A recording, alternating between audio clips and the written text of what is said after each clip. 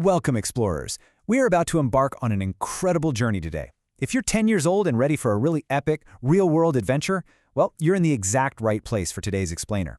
We're going to be looking at an ancient map for life. It's basically a guide that teaches us how to navigate the trickiest situations, level up our character, and reach an absolutely amazing destination. But before we gear up, I want you to picture something for a second. Have you ever tried swimming upstream in a really fast-moving river?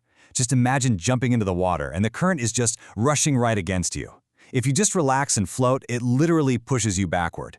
So to move forward, you've got to kick, paddle, and fight with all your might. It is exhausting, right? Takes a ton of energy. Keep that intense, watery battle in your mind, because that feeling is exactly what our adventure today is all about. Okay, let's dive into Section 1, the ultimate compass, the golden rule. Every great adventurer needs a reliable compass to keep from getting lost, right? Well, our source text points us to the golden rule, found in the book of Matthew, chapter 7, verse 12, and this brilliantly illustrates how that compass actually works. Think about what you want for yourself. Respect, kindness, maybe someone sharing their snacks with you, or sticking up for you when someone's being mean.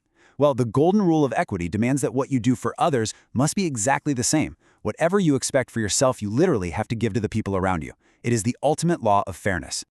So the really crucial point here is why we treat people this way. It's not just about being polite. Our reading tells us we need to treat everyone exactly as Christ would if he were standing right in our shoes. The text actually states, "They are the purchase of the Savior's blood, bought with a price." What does that mean? It means every single person you meet, whether they're at school, on the playground, or in your own family, is incredibly valuable. Jesus gave everything for them. So when we use our golden rule compass, we have to keep their eternal interests in view, simply because they are literally priceless. Moving on to Section 2, Power Up, upgrading to a new heart. Now, what's really interesting is having a compass is great, but what happens when your own internal machinery is kind of broken?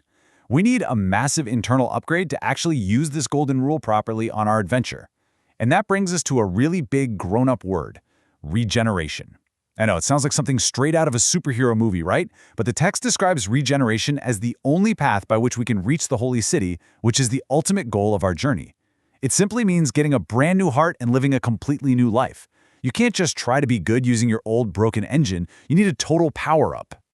The natural desires of the soul must be changed. Think about it for a second. Our natural instinct is, well, it's often pretty selfish. Like, if there's one slice of pizza left, our natural desire is to just grab it for ourselves. If someone is mean to us, our natural desire is to be mean right back.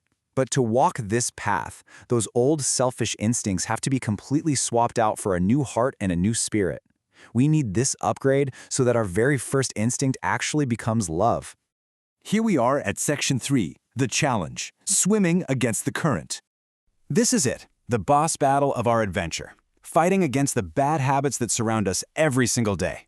Let's break down some of the big words from the source into everyday examples. The text says we've got to overcome old hereditary traits. So what are those? Well, take deception. That's lying about whether you finished your homework. Falsifying? That's cheating on a game or maybe a test. Evil speaking. That's just mean gossip. Talking badly about another kid behind their back. These are the things we absolutely must put away to win this battle.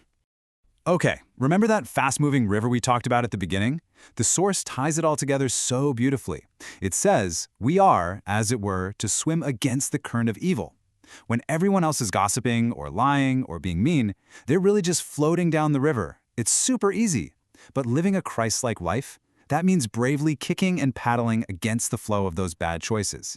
It takes serious courage to stand up and choose kindness when the current is constantly pushing you towards selfishness. Let's move to Section 4, the adventure, walking the narrow path, and see how this builds. See, this brave swimming is actually part of a very specific, careful journey.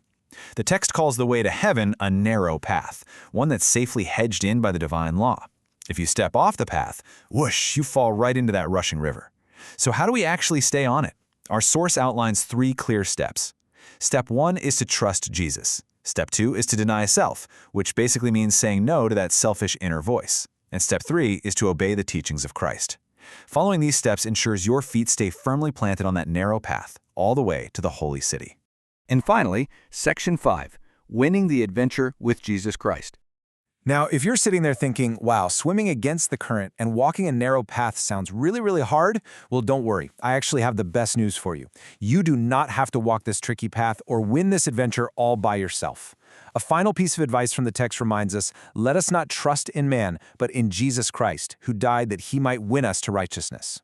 Because let's face it, human strength just isn't enough to swim upstream forever. But Jesus gives power to all who receive him so they could become the sons and daughters of God. He is the one who gives you that new heart, and he's the one swimming right beside you, giving you the strength to choose honesty and kindness every single day. So, adventurers, as we wrap up our map reading for today, I want to leave you with this final thought. The current around you is strong, absolutely. But with Jesus, your new heart is stronger. So the ultimate question is, which way will you swim today? Are you going to just float with the crowd, or will you use your golden rule compass and bravely swim upstream? The choice is yours. Happy adventuring, and I'll see you on the next explainer.